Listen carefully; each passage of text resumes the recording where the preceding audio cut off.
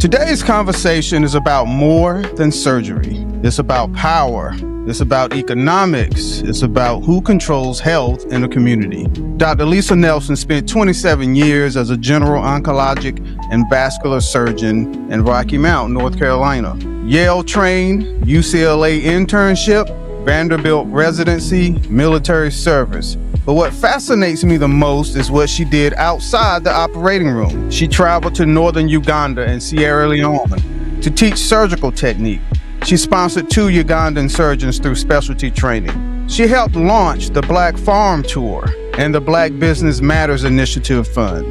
Dr. Nelson sees as the heartbeat of an entire system, one that includes economics, race, and opportunity. Today, we're going to unpack that system and understand why healing has been more than medical. Dr. Lisa Nelson, let's chop it up. How you doing? Hey, Tony. What an honor to be here. Thank you, my brother. I appreciate you. Thank you for being here. You could have been anywhere in the world, but you chose to be here with us, and for that, we are grateful. No problem. So tell me a little bit about you. Who is Dr. Lisa Nelson? Well, currently, I'm a retired surgeon, but once a surgeon, always a surgeon. I'm a mother of 3 beautiful women and a grandma to 2 gorgeous grandkids. I am a lover of community. I am a proud Black woman. I am constantly growing, evolving, and trying to stay in a spirit of curiosity and humility. And I'm also someone who's fallen down and gotten back up and thrown myself out of airplanes trying to be free. People say I do too much, but I think I do just enough. I'm a person living with no regrets, my brother. You are a fascinating individual, and I'm pleased to know you. So, Lisa, where are you from originally? So I'm originally from the Bronx. I left home and started college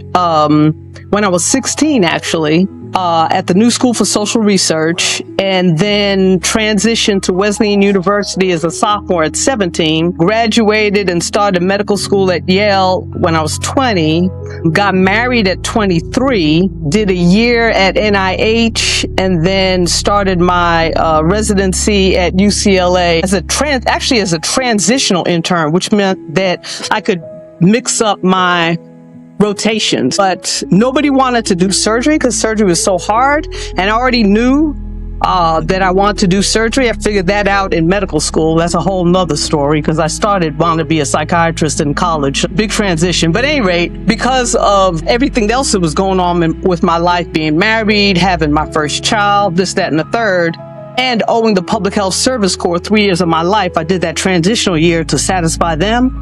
Then I went to a Indian Health Hospital to pay back my Public Health Service Corps obligation for 3 years and worked as what they call a general surgical officer, which was awesome because I worked with this amazing surgeon this dude could do everything from burr holes in the brain to resetting a broken hip to taking out intestines. It was astounding. And then finally finished up my surgical residency at Vanderbilt, and as the universe would have it, got the opportunity to find out about a small, predominantly Black community in North Carolina called Rocky Mount, and that's where I landed in private practice and never looked back. Loved every minute of it.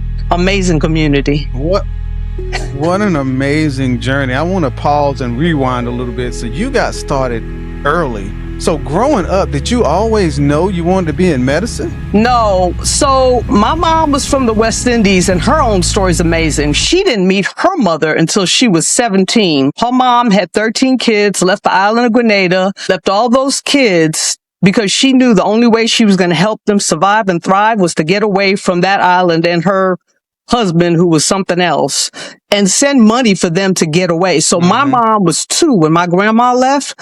And when she was 17, she got on a boat, went to Florida, got on a train through the segregated South, didn't know anything about this. As a 17-year-old girl from the island of Grenada, and met her mom in the Bronx, who had worked as a maid and had managed to purchase 2 houses and send money back home. Then she took a boat across the ocean and became a nurse in London. During World War II, my genes are deep. These women are bad, right? So I actually found the manifest from my mom coming back on the manifest on the ship from my mom coming back from London in, what was it, 99. So she would have been 29 years old, to New York. And somewhere along the line, she met my dad and had me. When I was growing up, my mom always used, they pressed education, security. And so be a doctor, be a lawyer, be a doctor, be a lawyer. That's what they always told me. Me personally, I loved the philosophy of psychology, reading about it, Jung, Freud, all of that was just fascinating to me. So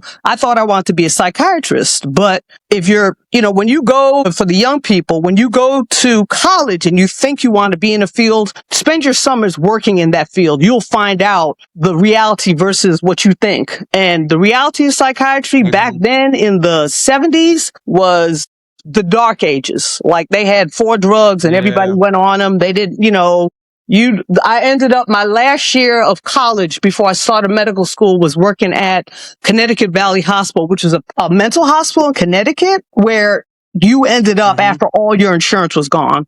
And these folks would have charts this thick with every DSM diagnosis. It's like they threw a pot of spaghetti against the wall. Let's see what sticks and then put them on Thorazine and Naldol.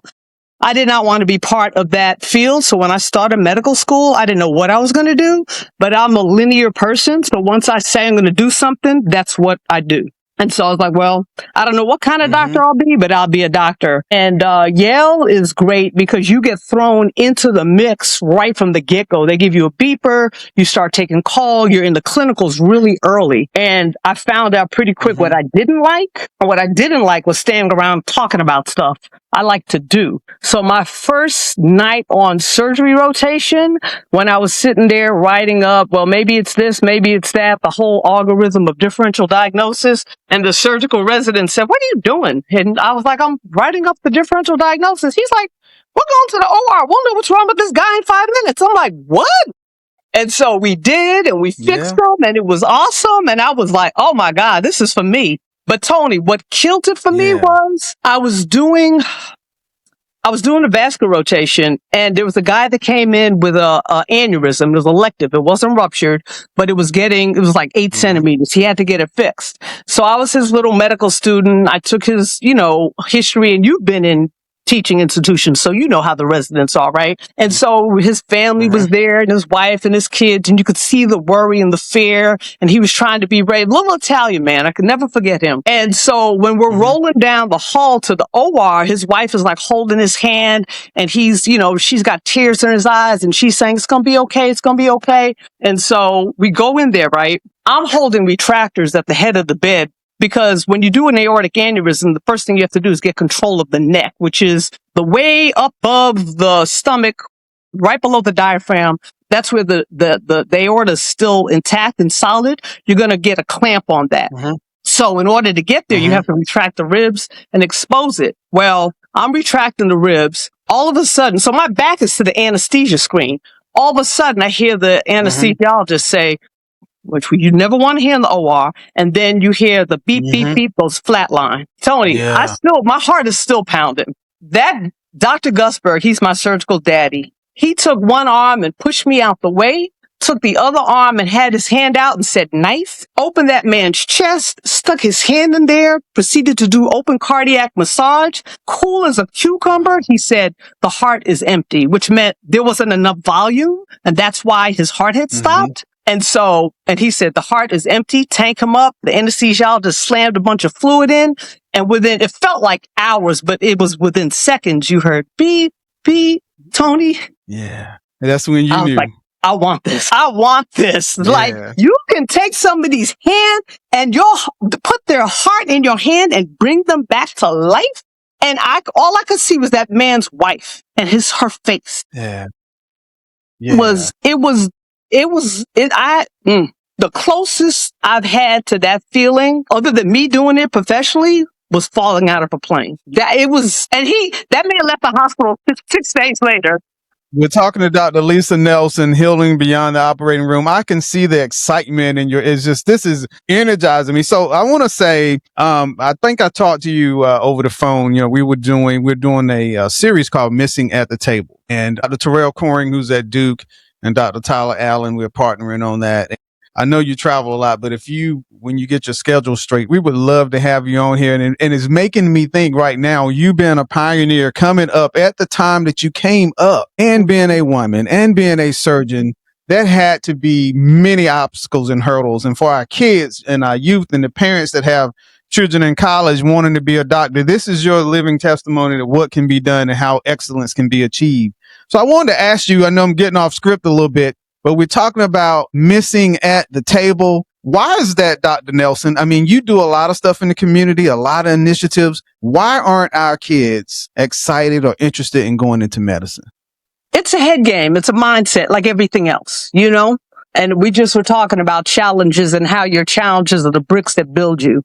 Even my own brother, I have one brother, and years after I had been in practice, he said, well, weren't you ever worried that you wouldn't make it through medical school? And it occurred to me that never even occurred to me, ever. Like, it was never even the thought that I won't be able to do this. And I told him, I said, I never thought about that. I said, I'm a mule. I put my head down and I get it done. One foot in front of the other. And, most of the time kids are like, oh, it takes so long. I'm like, well, what are you going to be doing if you're not working towards your goal? And then later on, when you're 40, you regret, if only I had blah, blah, blah. It is a long course, and that doesn't matter. It is a lot of work, and that doesn't matter. It does require discipline and dedication. That does matter. And so, a lot of people are in love with the idea of something, but they don't want to do the work. A lot of people want to be Michael Jordan or Usain Bolt, but they're not going to get up at 4 a.m. and train every single day consistently, rain, sun, or shine. And I think, cultivating a mindset of discipline and with intention is what, young people need, no matter what they're going into. And it doesn't matter, it doesn't do any good to tell the kid, be a doctor, be a lawyer, if they don't have discipline and intention. So those are the things. Yes. One of the things you had talked about was, what book would I recommend for kids? And I think everybody should read the 4 Agreements, because if you live by that, the formula, it creates itself. Be impeccable in your word. Do not say negativity about yourself or anyone else. Don't bring that energy into your space. Always do your best in everything, whether you're dusting the furniture or cranking for the MCATs, make no assumptions. Don't assume that it's going to be too hard. It's going to take too long. Don't take anything personally. I did an ethics presentation, and one of the young ladies wanted to be a PharmD, and she said, well, what about racism, Dr. Nelson? I'm like, what about it? That's their problem. Don't make it yours. Their thoughts about you matter not. You are responsible for your character, not your reputation. That's other people's thoughts. And if you attend to those 4 things, it's not that complicated. People make it too complicated. But I think, I tried to instill in my grandkids, I've instilled it in my kids, to be intentional and be dedicated, because with dedication comes determination, comes all the things you need to succeed in whatever you choose. So the narrative about medicine being hard and this, that, and the third is what scares our kids. But, my mom never said medicine is hard, but you should do it anyway. She just said, be a doctor, be a lawyer. Period. Simple. That's it. She was giving me the keys to security in her mind, So. What I love about you is you mentioned that word intentional. You're very intentional with where you place your energy. And because of that intentionality, you have a very high standard of expectations that come with that. And I really love how you mentor with the Triangle Bike works that you started and the Black Initiative Funds and all these things. So what I'm seeing and hearing, Dr. Nelson, is if you're going to invest your energy, you have a level of expectation that you expect to come with that investment. That equals mentorship for me. You're a huge mentor. Now, in the field of medicine and just in life, it's very important for our people to be mentors. And I think we don't necessarily do that a lot. We become tribal just like everybody else. Not tribal against our nature, but tribal to protect what we have gained. I don't have time to invest in you to do this. Or I look at you as an adversary that you're going to replace me. Why do you think that it is? And why is mentorship so important to you? Listen, the whole point of life is connection. Right. And it's very easy to fall into the trap of fear of losing out, fear of if I let them in, I'll be replaced, I'll be irrelevant, blah, blah, blah. not realizing that they are your legacy. Perfect example. When I got ready to retire, I knew I wanted to retire before 60. But as things would have it, if I had retired when I thought I was going to retire, I would have left the community high and dry because there was only 2 surgeons left out of 5.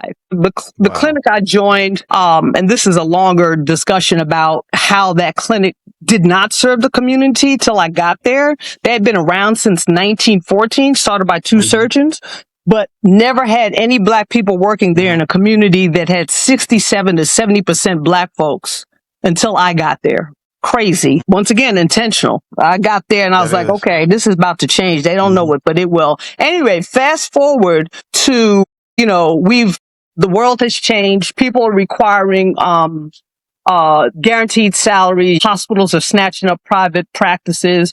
Our multi-specialty clinic was doctor owned, that we had resisted that, but recruiting was getting harder because of the finances. So the hospital was taking over the surgical department, which would change things and would not allow me the freedom. So I was like, I'm dipping anyway, so it's all good. However, what they did was they had some consultants come and ask us, what do you think the community needs for surgeons? Well, Tony, you know me well enough to know I do not pull any punches. I sat there and told them, you need black women. You need black women. I said, I'm the busiest surgeon here. And the reason is not just because I'm good, because I am. However, black women drive healthcare. The guys don't go to see the doctor unless a woman is telling them. And even if they do, they don't know who to go see because they got to ask their woman. So the women drive healthcare. And if you get black women in here as surgeons, they're going to blow up if they're good. I left as the first black woman surgeon in that community ever in 1993. They replaced me with 3 black women. When I tell you, that is the crown jewel of my practice, not how much money I made, not when I go back, oh, Dr. Nelson, we miss you, blah, blah, blah. No, 3 black women stepped into my shoes. Legacy. Love it. Yeah. And that's what we have to understand. Why is like Rocky Mount? Because, when I left Vanderbilt, I interviewed everywhere from upstate New York to Seattle to New Mexico. But Rocky Mount had, like I said, 70% black population. And I was like, I can make a difference here. I didn't want to stay in academics. I wanted practice. I wanted that feeling I had when I was thinking about that wife's face when her husband was laying on that table with his aneurysm. I wanted that every day of my practice, and I got that. A connection to people. I used to love going to clinic, and it didn't matter black, white, green, or yellow. Everybody came to me, but the fact that black people saw me there, I don't know how many times I came out to recovery room and the family was like, we are so happy to see you. You just don't know what it means. I was like, I know what it means. I know what it means because I knew what it meant when I did not see people who looked like me as I was training ever. So that's why Rocky Mount. But there's a spiritual connection that happens, and we have to protect that, right? Yeah. It's a comfort that you feel when you see one that looks like you. I want to ask you, you give so much, and I ask a lot of our guests these things. You pour so much out into so many people. How do you get your cup filled? Is it just being this and seeing that? Listen, it's a feedback loop, right? The more you give, the more you get. During one of the hardest times of my life is when I started going to Uganda for mission work. And I knew I was going for me. You know what I'm saying? I knew I was going for me. Not the people I touched might be helped, but I knew I was trying to feed my soul. And that's, not to sound, because to be honest with you, when I looked at going into medicine, people say, oh, you want to help people? No. I want security. I want something I found interesting. And with surgery, I want to be a badass. The helping people came. Yeah. It's just like Triangle Bike Works. When somebody told me about Triangle Bike Works and how we take these kids on these long distance cycling tours, I wasn't thinking about them kids. I was literally on the Jamaica reggae ride, a 3-day ride, and somebody told me that, oh, well, you could do a 14-day ride. I'm like, what? Okay. That's all I'm thinking about is I'm bad. I'm cycling 100 miles a day for 12 days. Oh my God. When I tell you those kids were the best thing about that, it happens. If your heart is open, it happens without you trying. And you realize if you're looking, that's what's really feeding your soul. It's not that you trying to, because you're being so altruistic unrealistic or anything like that. You just living intentionally trying to have an amazing life. And you realize the most amazing thing about it is the connections you make, the love you give, and the ripples you create when you look back. This is a perfect example of someone called for this. You know, I say some people get to choose, others are chosen. You're chosen. You're chosen for this. But you mentioned your work in Africa, Uganda, and Sierra Leone. Let's talk about that a little bit. How'd you get there? What'd you see? How did that transform Lisa even more? Well, so I got there. I was looking for the opportunity had existed. A couple of my partners had gone. I was like, But then I was going through some personal stuff, and I knew the best way to get out of my, turmoil about my personal stuff was to go do something for somebody else. So I went, and it was amazing. We got there in it's a little hospital in northern Uganda in a village called a Bear. And there was like 300 people waiting for us when we got there. And every day more would come. We're only there for 10 days. I think we got to do about 150 procedures. 90% of them are these huge goiters for whatever reason. And they say it's the iodine, but it's got to be more than that because it's more the women with these humongous goiters causing airway compression, difficulty swallowing. But more importantly for them, there's a lot of mythology around it. And so it's a social stigma. Like you'll have kids that won't go to school because they have a goiter. People lose their job, especially with women. You're witches, you're eating babies, all this craziness. So that was, and there's the surgeons there are very scared to do that surgery because it's a delicate surgery, lots of potential complications with the nerve that goes to the vocal cords, the recurrent laryngeal nerve.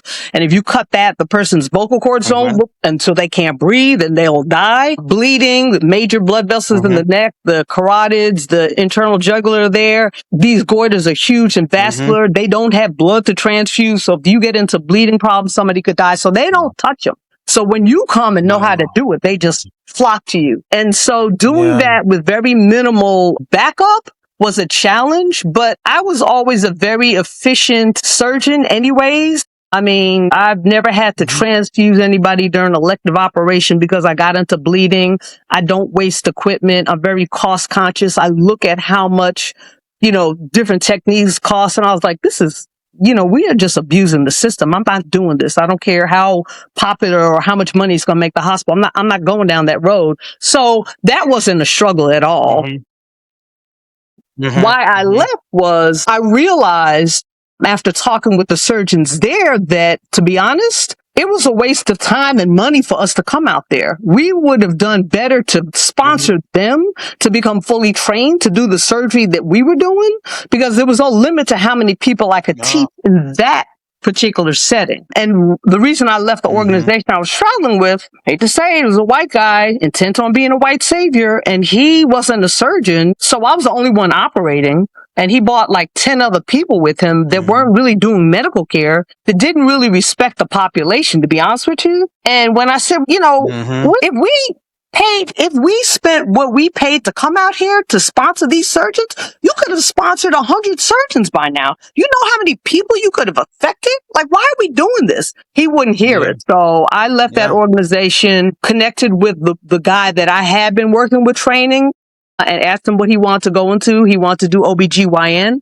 I sponsored him, and then I sponsored another guy that he put up, that he recommended. And what really killed me was in this particular place, there were 2 OR beds in one room. While we're doing a thyroid, in came a 16-year-old that had her 3rd baby. They have that child bride thing going on over there. This poor child had a cervical tear out in the sticks somewhere where there was no, doctor that could put a stitch in the cervix. So she'd been bleeding for hours. By the time she came to us, she had a hemoglobin of 4. She's 16. She coded on the OR table and they could not get her back.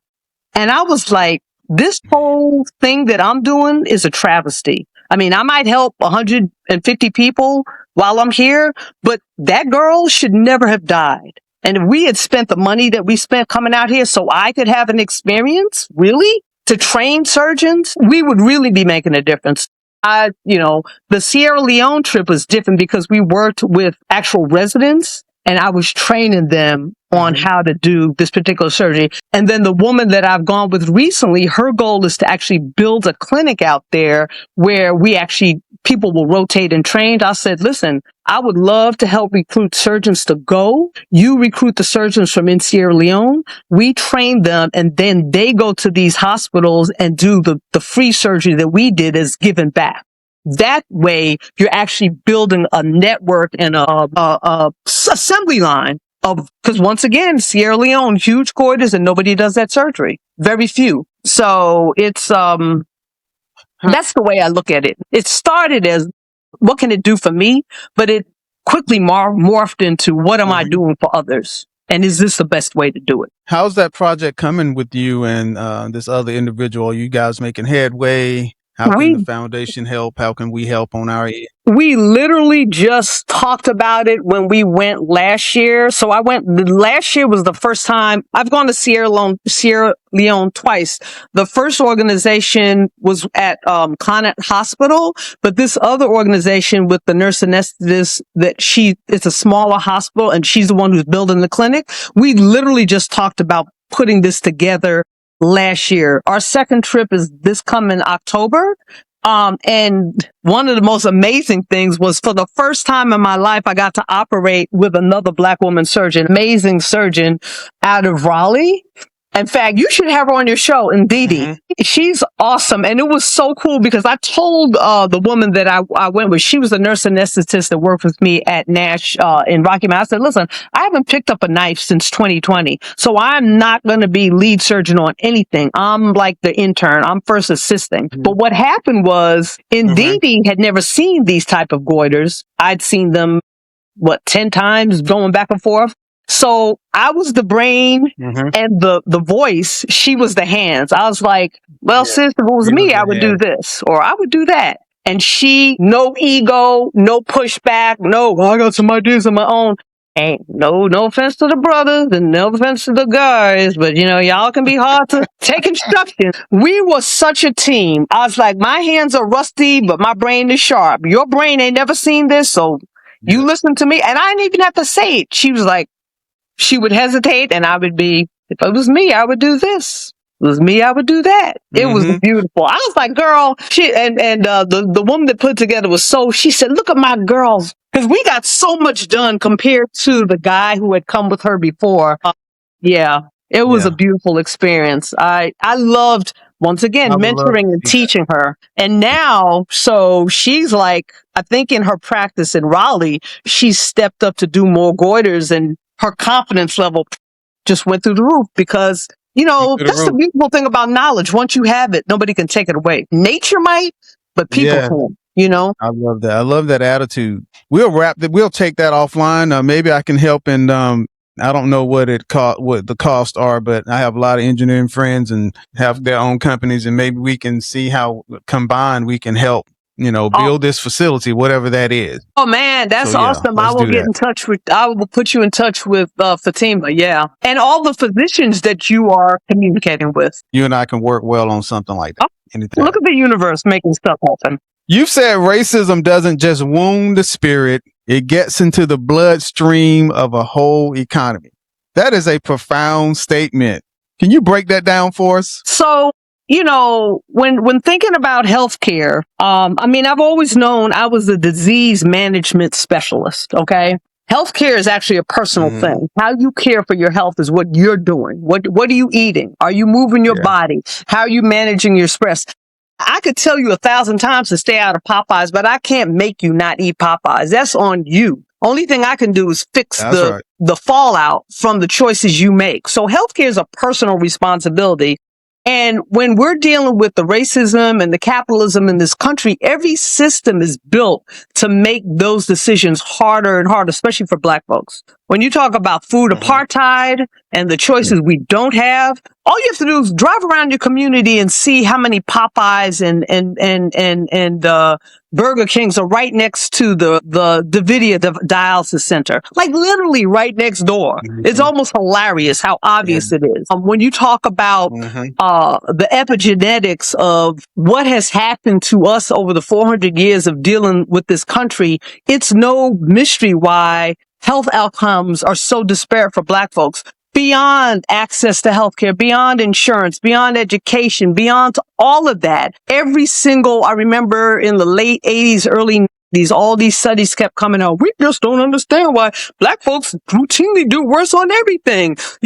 Higher levels of amputation, worsening everything, cancer, renal failure, whatever. It doesn't matter. I was like, y'all are acting like you're studying this, and the one variable that everybody has in common, you acting like it doesn't exist. But that is embedded racism in the medical community. So the failure to acknowledge this from white America is problematic, but I want us to acknowledge it. Because if we understood that, we would move differently. You're not going to change the way white America has always functioned, but we would stop waiting for certain things to happen and start making moves ourselves, and building networks and resources and systems and structures ourselves. And you know how I am. This is always for us, by us, about us. And I don't really care to hear, well, if we build it, they'll just burn it down. It's a digital global world. The biggest cab company in the world is Uber. They don't have a brick and mortar. The biggest hotel is Airbnb. They don't have a brick and mortar. There's ways to do things. You can't keep focusing on what is and saying what can't be. Where's the disconnect, Dr. Nelson, in the community? Where is that? Is it systematic? Where does it come from? And why are we having a problem connecting with our people to understand this? I mean, I think it's multifactorial. I think it's programming. I think it's fear. I think it's, we have been disconnected from kind of indigenous roots that really prioritize connection above materialism. Even when young black folks talk about making it, I'm going to get the bag, but it's not in the mindset of a greater reality. Your bag does you no good if you don't have a community system and structure that will support you, because they can always come and get your bag. Love that. What are you leaving behind for somebody else to come through with you and be that circle that surrounds you when you fall on hard times, when you get older? When you're no longer relevant, how do you build a community that will then be there to support you if all you care about is yourself? But, America has been built on the lie of meritocracy and individuality, and it's always been a lie. The whole Western civilization is built on the lie of survival of the fittest. It's not. Nature tells you it's survival of the most collaborative, most adaptable, and the most cooperative. Those are the ecosystems that survive. And so when we talk about creating ecosystems for black people and vertically integrating, that's why the Black Farm Tour came into being. I want to show you, without harping and lecturing, I'm going to make it fun. You're going to feel the energy. And that's the most beautiful thing. One of our former board members, who's a white guy, cool as hell, but he's like, I learned about black joy by going to the Black Farm Tour. I didn't even realize what it was. I was like, yeah, you felt it, didn't you? You felt the vibe. And it's because we're there for us. And we're not putting nobody down. We're just celebrating everything that we are. We are alchemists. We turn pain into medicine.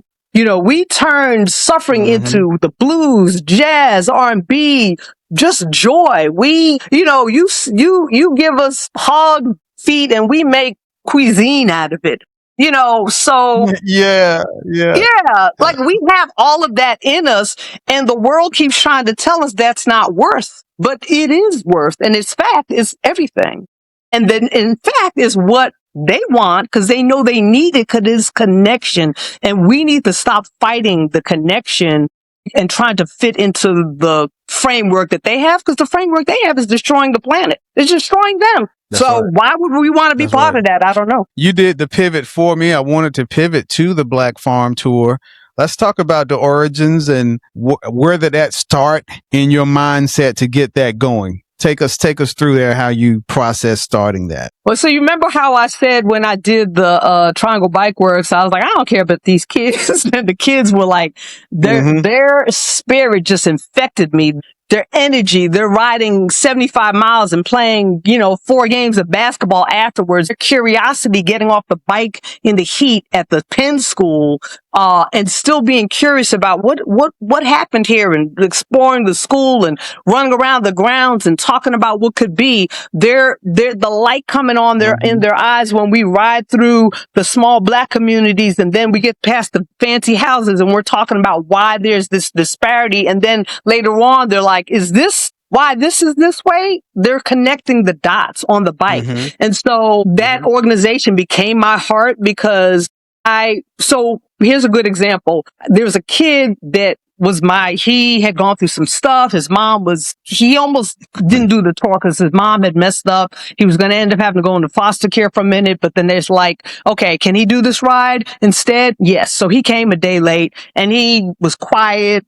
He was one of my little breakout crew that we would just ride ahead everywhere because they like to go fast. And he was the one who understood it's not just about you, it's about your team. Check on your people. You set the pace, make sure nobody's getting dropped. Drop out to the back. He got it out. So I was like, man, you're a superstar, right? Well, we get to almost to the end of the ride. It's the second to the last day. We're standing in the heat. We're waiting for some donors. And he said what everybody's thinking, oh, where are these people so hot? And one of the coaches fussed him out and his head dropped. And I was like, oh, man. And, previously I would have been like, my little tough kid from Atlanta. He'd be like, man, bunk you, whatever. He didn't do that. It just, he was chastised. And so he dropped to the back and was kind of going along real slow. And I rode up to him and I said, baby, do you realize what you've done? And I looked at my odometer and it said 723 miles. And I was like, you rode 723 miles. Nobody pushed you. Nobody pulled you. You did that.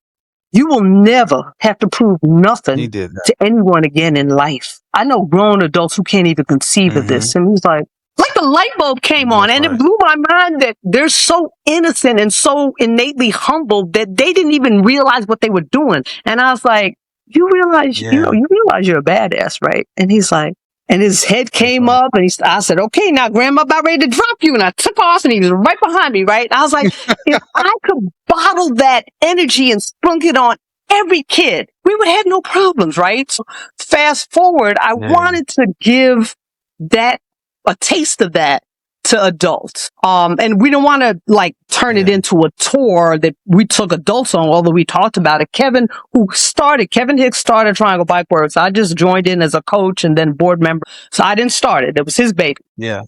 And still is. Right. I said, but what about if we do a weekend bike? Because I've been riding since 2008. So I've done Seagull and the New York Century and Tour de Cure. And I was like, people love these things. You can make money. We can create a income source that is ours, not dependent on corporations, because corporations, when Black folks are out of style, they snatch your money or they try to change your narrative. And I'm not for that.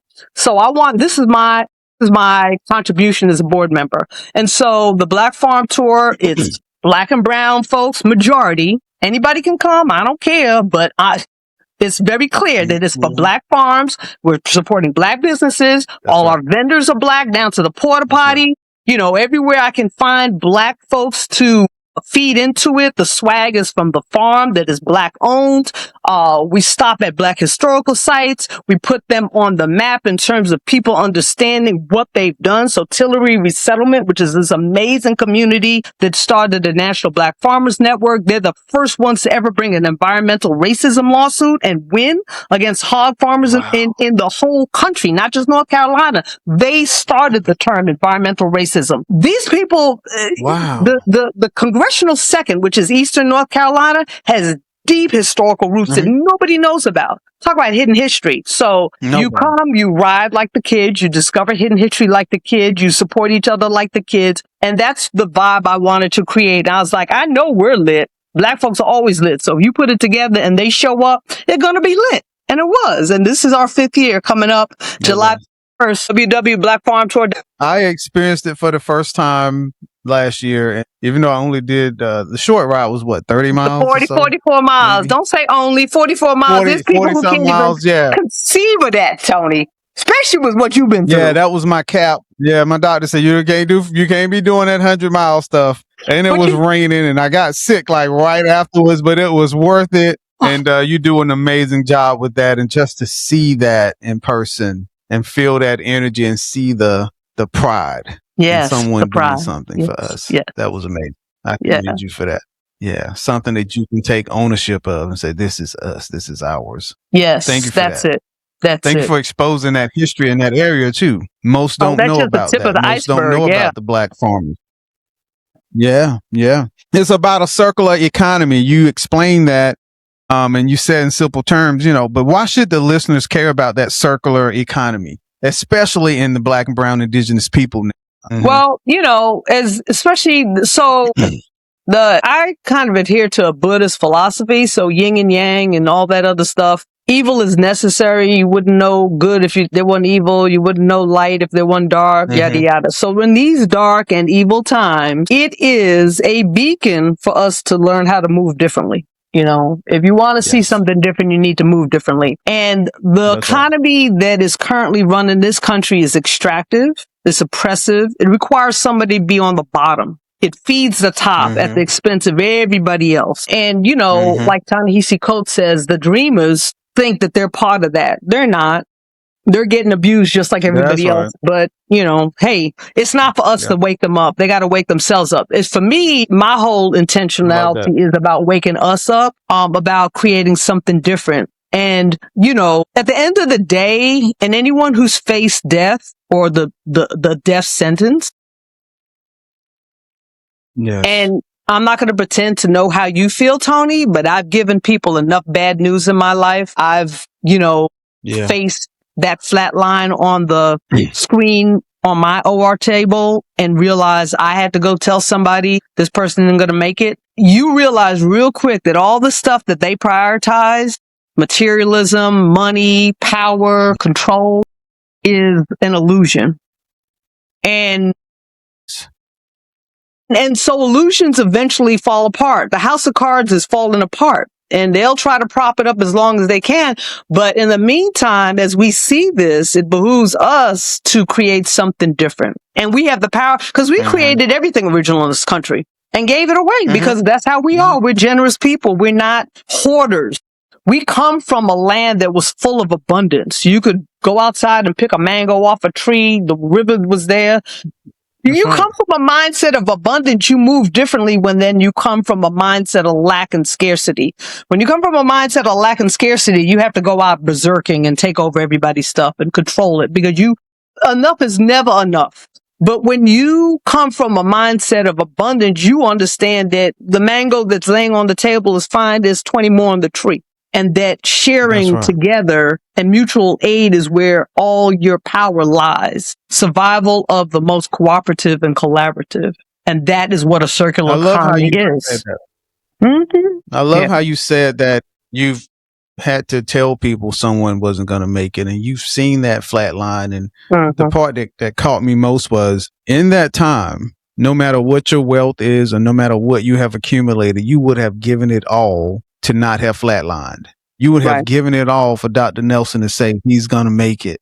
So you were exactly right. All of this that we think we need is mysticism. It's not real when it comes down to it. Will you exchange your life for this wealth? And most would give their life. They'll want their life instead of the wealth. So I like how you explain that, and I think our listeners can kind of gather from that.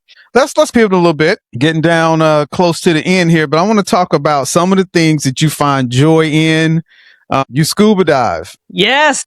Oh my God. I don't know if that came from your island heritage because most blacks do not scuba dive. Listen, I'm a Pisces, so I guess I've always been a water baby, but that was my season. My season, so I got divorced in 2010. And that became my season of just breaking the mold and doing all the crazy things. That's when I started skydiving. That's when I decided, hey, I've always wanted to scuba dive. Let me go ahead and get scuba certified. Let me do long distance cycling. Let me, try to break a record with this, that, or the third. The only thing I haven't done that I had planned on doing was riding a motorcycle cross country. I got my motorcycle license, but it's been a minute since I've been on a motorcycle. So I don't know. I'm going to have to regroup that. Maybe I'll be old and with that old lady on the Can-Am on the Spire. Be careful with that one. I might have to put an air tag on you, and your big bro going to have to watch you do that one because I want to make sure you're safe. Listen. Got to keep you upright. Listen. I just came back from Azores canyoning, which was on my bucket list, jumping off of cliffs and rappelling and this, that, and the third. And it was such a, And a friend of mine, before I left, she's like, "Oh, you do too much, blah, blah, blah." I like, same friend tripped on some stairs and broke both kneecaps. And then had another friend that broke his femur bowling. I'm like, I didn't come back with nothing broken, but if I did, at least I'd have a better story than y'all. So, You got that right. It is never doing too much. Yeah, people die. Most people, they die sliding, slipping in the shower. You know, what kind of story you want? Yeah. Look, I have people tell me that all the time, right? It's because I work hard at it. I do everything that I can and more. And when they see me, the impact of what I'm going through don't hit them versus if I was 140 pounds, like when I lost all that weight initially, right? And so I have people all the time, some say, well, you're doing too much. And I say, well, what's doing too much? To live? My life is not worth enough to me to do all that I can? Are you crazy? Yeah. I'm going to do that and anything else I can think of. I love it, and if I could, I would be joining you on some of these trips. We're going to claim it for you. How about that? Listen, not if, when. We're going to claim that. Yes. When we going to do it.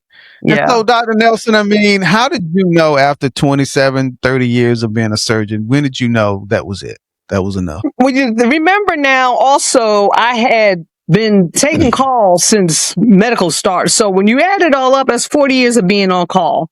And the last few years of my practice was, like I said, instead of every fifth week or every fifth night, it was every other week. So that's 26 weeks of my life I'm trapped.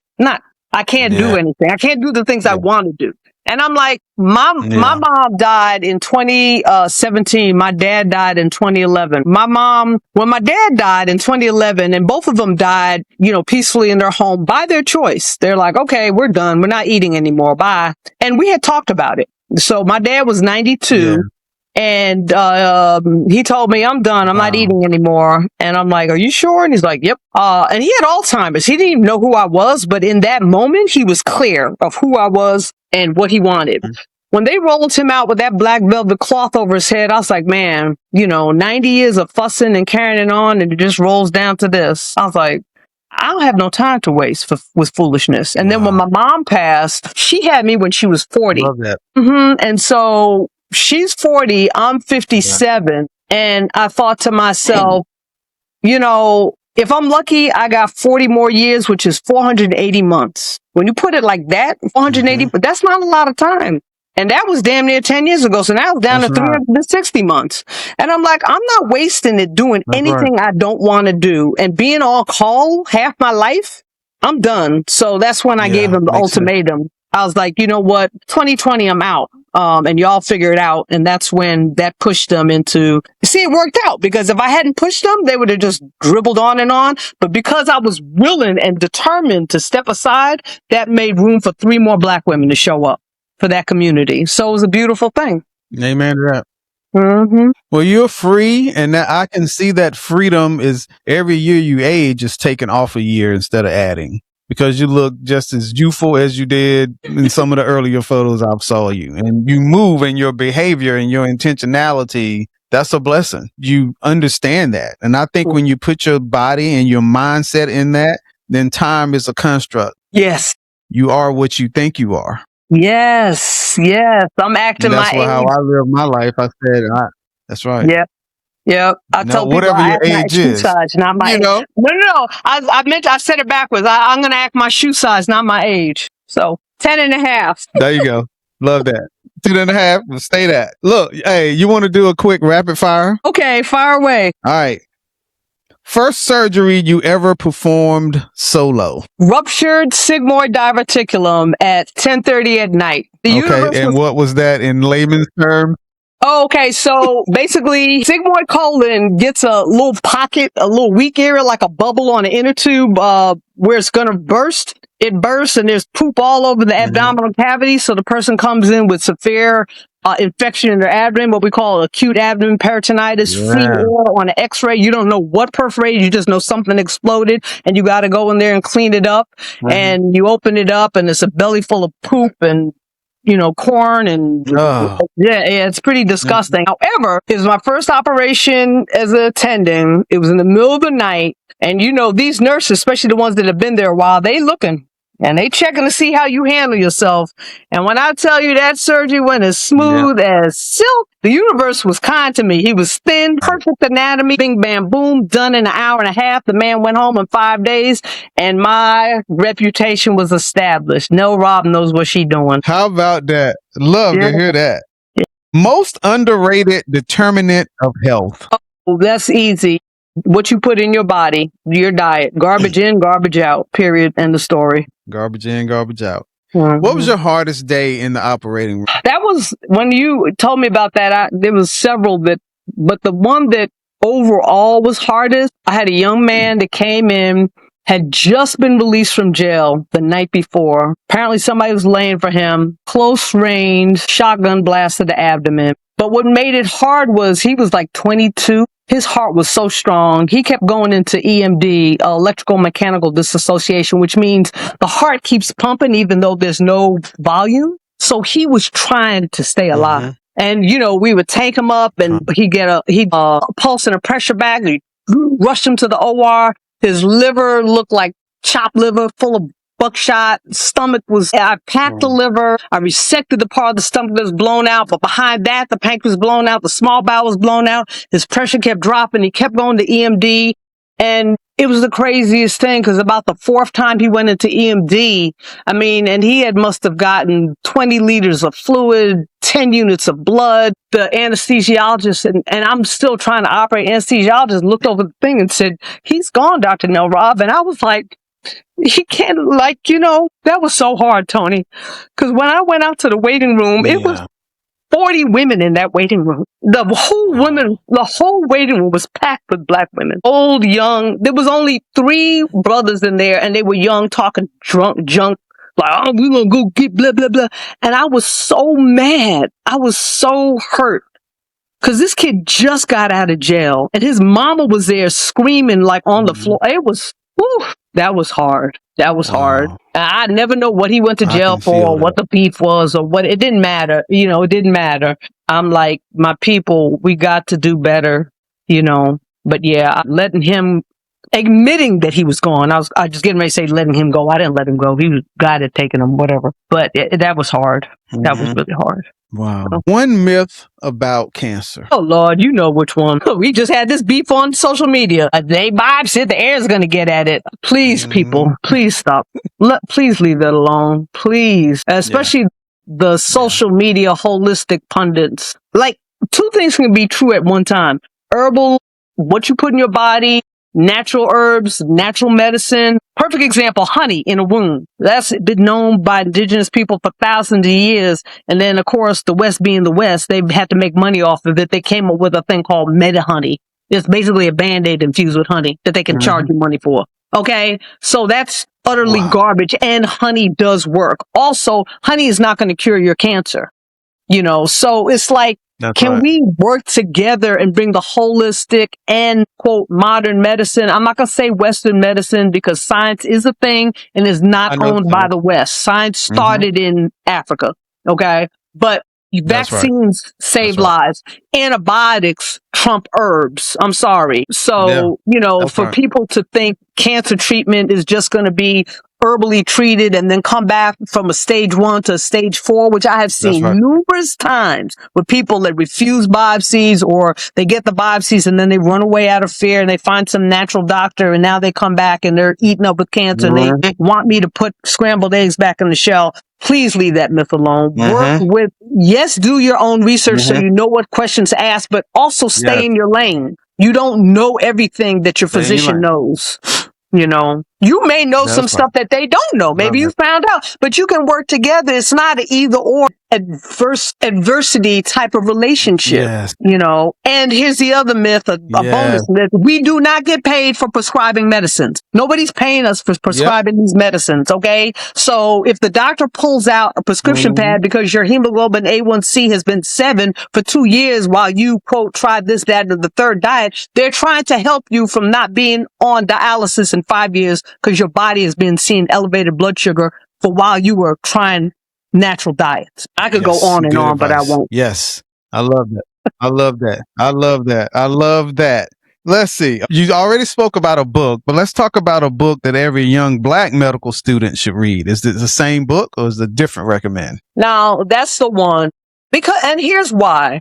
Because what motivates people is different. So if I recommend this self-help book or that self-help book or this inspirational biography, okay, that's fine. But to me, that book encapsulates how you move through life, and how you move through life allows you to absorb the lessons that you come your way. Some people take, what could be a lesson, and they're so hard-headed and so blinded that all they see is a problem when they could be learning, or a criticism, and all they see is somebody beating them down when they could be growing. So if you encapsulate those 4 agreements, you will be open to everything that the universe has to you that's good. Love that. Dr. Nelson, if I ever made it to be president and I appointed you Surgeon General for, during my term, what's the first thing you would do?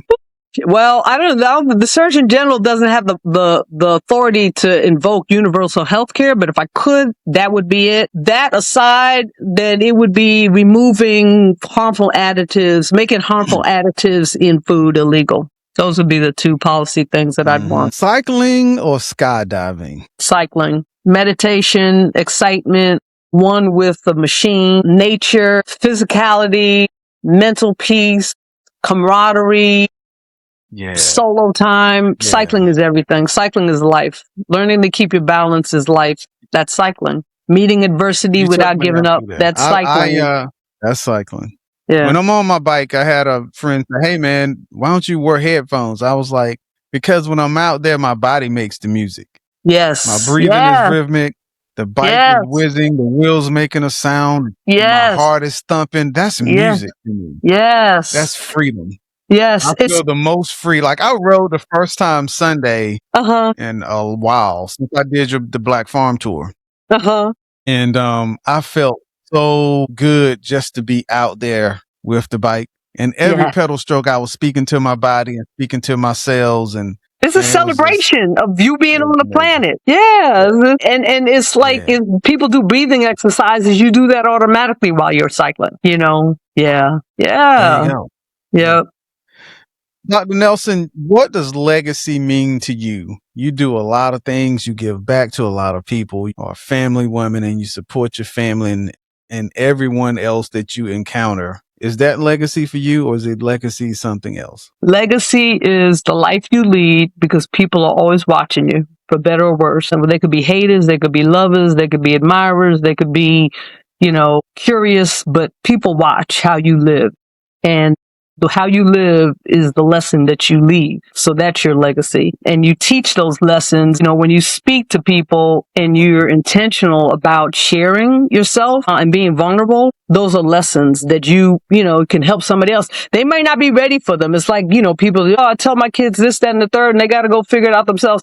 Don't confuse the lessons you teach with the journey people, are traveling. When it's ready to hit, it'll hit. Well said. And then the love you share is the legacy, the way that you create a safe space for people and learning to create a safe space for people. A lot of us grew up traumatized. So what we normalize, like how many times you hear Black people, oh, my mama whipped me, blah, blah, blah. And now you realize, well, it's actually you said about being abused. Like continuing to evolve helps evolve the love you're able to give and the safe space you're able to create. And then finally, the resources you leave, do enough in your life where you leave somebody some resources. This whole thing about, well, I have to struggle, so I'm not leaving these kids nothing. Well, if you leave your kids stuff and they squander it, it's because you didn't teach them lessons, or they were watching you and maybe you were squandering that. So that's still on you. Don't make our kids start from ground one and get it. That's ridiculous. Yeah, don't do that. Create some resources. Talking to Dr. Lisa Nelson, Healing Beyond the Operating Room. Dr. Nelson, where can people find you? What's your handles? Oh my gosh. Well, I don't put my social media out there like that, Tony. I am on Facebook. Stealthily. Just if you want to reach me, go through Tony. I don't do on LinkedIn. I never do it. I'm on Instagram as a personal diary to myself, and I'm on Facebook mainly to promote the the Black Farm Tour. Yeah, but you can find Triangle Bike Works at trianglebikeworks.org, and you can find the Black Farm Tour at www.blackfarmtour.us, us, and you can come meet me on July 1st, and I will be the one with the megaphone hollering at people to get in line to go ride and giving hugs when I can and fussing at people. Yeah, but I didn't get my hug. I missed out on that. Where was that at?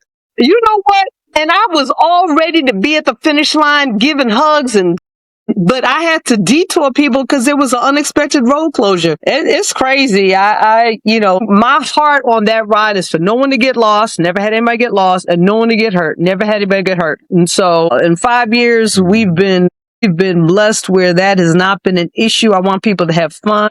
But one of these days, I'm going to have enough people and no mishaps where I can just be at high-fiving people and hugging people and cracking jokes with people and relaxing. But I work that ride. I'm exhausted by the time when y'all are partying at the farm at night, I'm in the bed. I get up at 3 in the morning for that ride. Yeah. You are made for this. You are built for this. Any last words for our listeners out here? You get the last word.